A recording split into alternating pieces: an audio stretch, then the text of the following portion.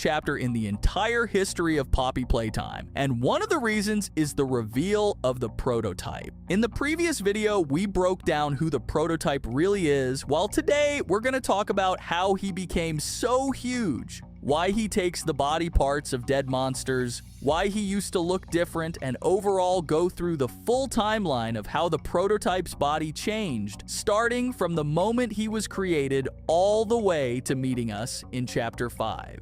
The first mention of the prototype was back in Chapter 1 during a VHS tape, but already in the second chapter they made it clear the prototype would be a major part of the game. We saw him take Mommy Longlegs' body, and even back then, fans assumed he needed the bodies to make them part of himself. That theory really took off after Chapter 3, where in one scene, the player could notice Catnap worshipping a shrine built for the prototype. We were shown a lot of toys that the prototype is supposedly made of, including the already familiar Mommy Longlegs, and yet another, so to speak, stolen body only made that theory stronger.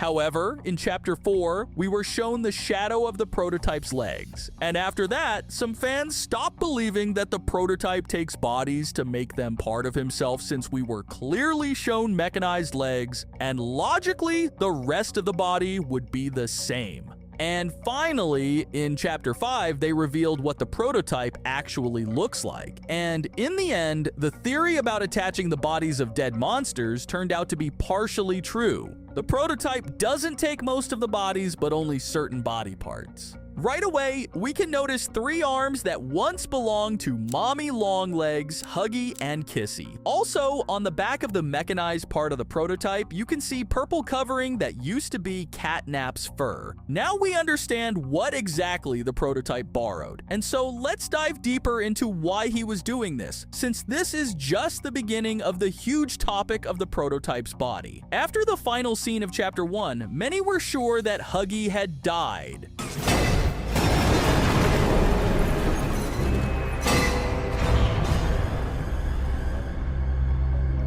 Huggy's epic return raised a lot of questions among fans about his appearance. We all clearly remember Huggy's fall in the first chapter, and that didn't match up at all with what we ended up seeing. There were a lot of theories about who saved Huggy back then, and now it's obvious that it was the prototype who did it while keeping a small trophy for himself. Huggy's arm is needed by him as an extra weapon in case all the other body parts are already in use. Now we're going to talk about Kissy and Mommy's arms and then move on to Catnap's fur, because that's the most valuable and important thing the prototype took. We all remember what happened in Chapter 4.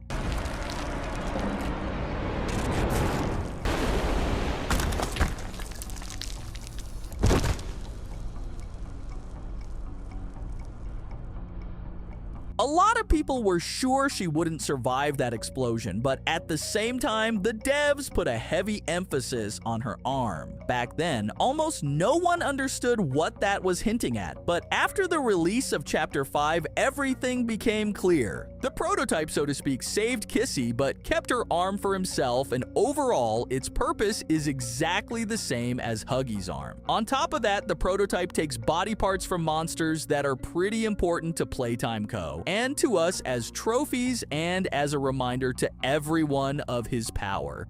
Throughout the entire playthrough of Chapter 5, we never actually saw Huggy's or Kissy's arms being used, and it's very possible he doesn't really need them that much, but their presence, like I already said, shows that no one can compete with him on the territory of Playtime Factory. The main antagonist of Chapter 2 was Mommy Longlegs. The prototype took the remaining body parts, and let's be real, Mommy Longlegs' head probably wouldn't help the prototype that much, while Mommy's main ability turned out to be pretty useful for him. So at this point, we already understand that the prototype mostly uses Huggy and Kissy's arms as trophies, and only occasionally they might actually help him, while Mommy's arm, because of its insane stretching ability, is an insanely useful tool. In the chase scene with the prototype, we found out that he's actually a fast character, but in certain situations, the ability to stretch not the biggest part of his body could have helped him catch some monsters without much effort. The prototype took body parts from monsters in Chapters 1, 2, and 4, and now we smoothly move on to Chapter 3.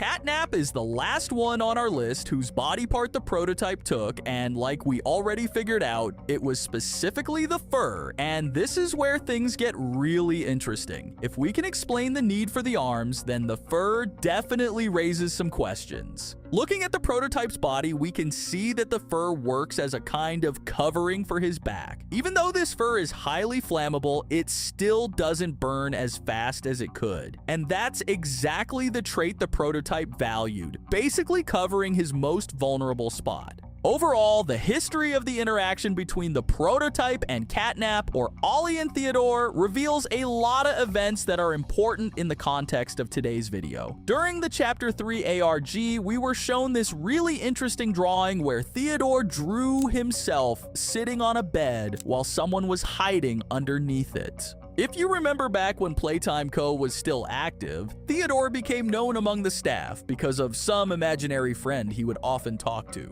In the end, it turned out to be the prototype, but what matters to us here is something else. If after his escape, Ollie could hide under Theodore's bed, that tells us that at that moment, his size was way smaller than what we were shown in Chapter 5. So we can assume that originally, the prototype was pretty average in size, and judging by the scene with Kissy and Huggy, he was most likely smaller than them. Going back in the timeline, we remember that after Theodore got electrocuted because of the overload from the Green Hand, the prototype carried him to Thomas Clark, basically giving up his own freedom. Since there were no mentions of any new size changes, we can assume that at that point, and at least up until the Hour of Joy, the prototype looked the way he was originally created. With his insane level of intelligence, he was able to plan and convince many to take part in the event that went down in history as the Hour of Joy. And once Playtime Co. was completely stripped of its staff, the prototype slowly started modifying his body to become more and more powerful,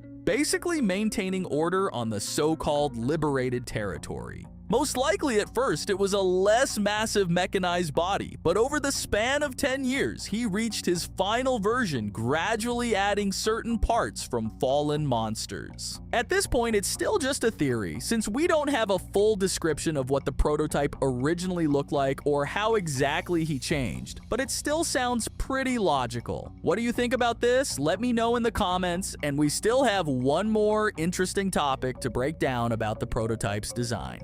During that very final scene with Catnap, you could notice that the prototype's hand was a mix of bones, metal, and blood vessels. We were shown a pretty large portion of the arm, and if we compare that to the prototype's arm in Chapter 5, we can see that the Jester suit sleeve suddenly appears. That raises some questions, because technically the events of each chapter follow one another, which means the time gap between them is pretty small. This is more of an interesting observation since there are only two possible options. Either the prototype made himself a metal Jester suit during that time, but then it's unclear why he would even need it, or the devs only started working on the prototype's design after the release of Chapter 3. Honestly, this version feels more logical since there's just no clear explanation why the prototype would make something like that for himself in the first place. I'm waiting for your thoughts on this down in the comments, and I'll see you very